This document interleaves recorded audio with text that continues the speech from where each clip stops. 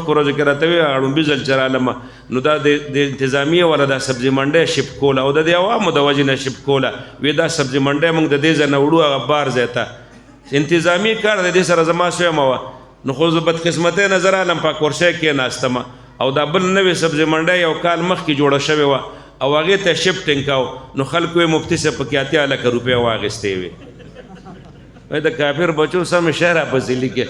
دومره پیسې نو دلته بل چا وی احمد علي جان ولا وی دلته په غنی خان کور دغه بنگلې هم روانه کړې ده وی اجرم ولا روانه کړې ده